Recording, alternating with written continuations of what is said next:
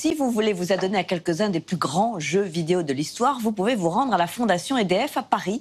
L'exposition Game vous propose d'explorer cet univers devenu un passe-temps quotidien qui génère des milliards d'euros à travers la planète. Un certain nombre de consoles sont à la disposition du public et permettent un dialogue entre les générations. Natacha Trio nous y emmène. Chers geekettes, chers gamers, tous à vos joysticks. La fondation EDF à Paris expose avec brio le jeu vidéo. Game en retrace la généalogie parce qu'en une cinquantaine d'années, on est passé de ça à ça.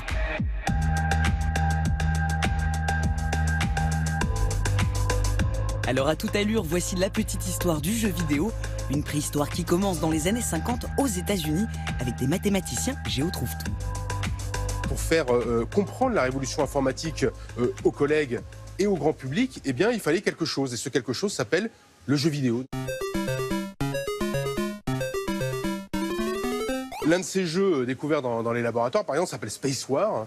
Hein, on est effectivement en pleine guerre froide dans les années 60. Et surtout, en 1958, William Higginbotham, l'un des physiciens de la bombe atomique, va créer pour les portes ouvertes de son laboratoire une autre bombe. Et il se dit, mais qu'est-ce que ça va être triste, des chercheurs en blouse blanche, des oscilloscopes, les gens vont s'ennuyer. On va faire un jeu. Ben, hop, le jeu commence à se monter, il va décider en 2 jours, il va fabriquer un jeu de tennis qui s'appelle Tennis for Two. Et là, il le met voilà, entre les oscilloscopes et ces fameux chercheurs en blouse blanche, ça va être le carton absolu. Le véritable acte de naissance est en 1972 avec Pong. Le jeu vidéo devient un enjeu économique. Ce qui le fait démarrer, c'est l'envie des gens de mettre 10 cents dans le monnayeur. Voilà. Avant, on n'a que des divertissements qui ne sont pas interactifs, qui ne le sont toujours pas. Le cinéma, la littérature. Là, vous mettez dans les mains un divertissement qui est interactif. Et c'est la première fois de l'histoire que ça arrive. Après Pong, ce sera tout simplement Space Invaders en 78, qui va faire naître au Japon les salles d'arcade, qui existent encore aujourd'hui.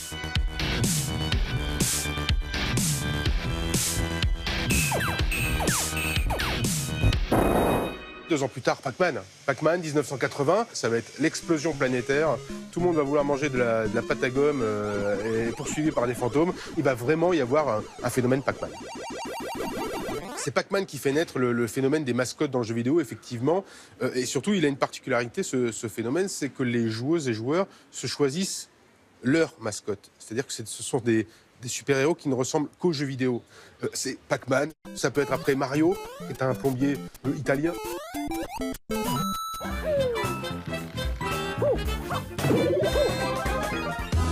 Et même des sex symboles iconiques. Véritable pop culture, le jeu vidéo génère ses propres stars. So let's do it.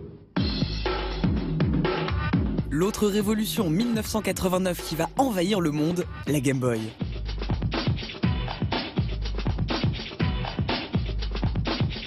La Game Boy, c'est le jeu vidéo qui est parti pour la première fois en voyage.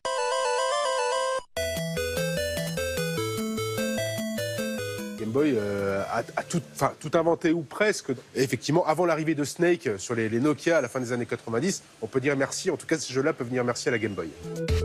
Depuis les années 90, c'est la course au réalisme qui anime les concepteurs. De la réalité augmentée à la réalité virtuelle. Vous pensez peut-être... Waouh, on dirait du cinéma! Pas loin. Une des particularités du jeu vidéo, c'est qu'il se regarde aujourd'hui autant qu'il ne se joue.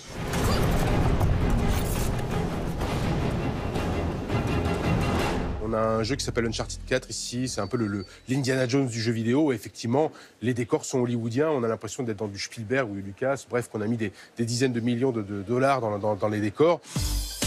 Depuis février, le premier musée permanent de France dédié aux jeux vidéo a ouvert ses portes à Strasbourg. Pourtant, seulement 7% des Français le considèrent comme une culture. Alors la question, le jeu vidéo est-il un art? Le jeu vidéo est en train de devenir un art. Nombre de jeux sont maintenant issus d'une scène indépendante, c'est-à-dire on connaît ça, dans le cinéma, c'est la RSC. Bon, cette scène existe, elle est très forte, elle est assez puissante dans le jeu vidéo. Et on s'y pose des questions esthétiques, des questions émotionnelles, des questions politiques. Bref, les questions qu'on se pose en littérature ou au cinéma, sans qu'on ait besoin de se demander si c'est de l'art ou si c'est pas de l'art. Donc pour moi, le jeu vidéo est réellement en train de devenir de l'art, sauf que c'est en ce moment. Et qu'il est difficile d'avoir un regard historique sur le présent.